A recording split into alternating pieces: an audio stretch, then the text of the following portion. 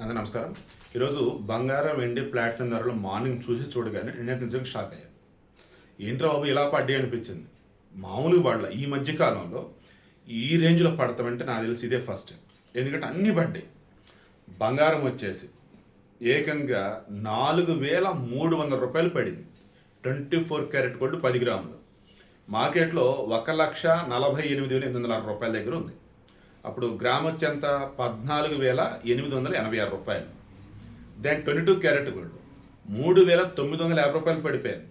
1,36,450 రూపాయలుగా ఉంది 22 carat gold 10 గ్రాములు. గ్రామ్ ఎంత అప్పుడు 13,645. దెన్ 18 క్యారెట్ గోల్డ్ 3,250 రూపాయలు పడింది 10 గ్రాములు.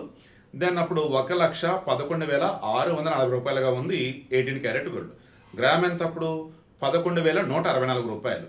ఓకే, నెక్స్ట్ వెండి వచ్చేసి ఇది కూడా గట్టిగా పడింది. 10,000 రూపాయలు పడిపోయింది కేజీ వెండి. దెన్ మార్కెట్లో 2,60,000 రూపాయలుగా ఉంది. ఇక ప్లాటినం ఇది దారుణంగా పడింది. అసలు 3,080 రూపాయలు పడిపోయింది 10 గ్రాములకి. 51,020 రూపాయలుగా ఉంది 10 గ్రాముల ప్లాటినం ధర. అప్పుడు గ్రామ్ ప్లాటినం ఎంత అండి? 5,102 రూపాయలు. ఎందుకు ఈ రకంగా పడిపోయినాయి అన్నప్పుడు మన దేశంలో మరల బంగారం మీద ట్యాక్స్ ఏదో వేయబోతున్నారు ఇంపోర్ట్కి సంబంధించి.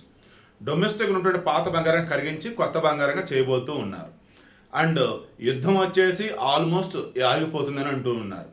అన్నిటికి సంబంధించి ఇంటర్నేషనల్ మార్కెట్లో బంగారం యొక్క వాల్యూ, దాని యొక్క ధర పడిపోయింది. ఔన్స్ బంగారం ధర గతంలో $5,000 పైన ఎంతో ఉంటే ఇప్పుడు అది $4,800, $4,600 ఎంతో ఉంది.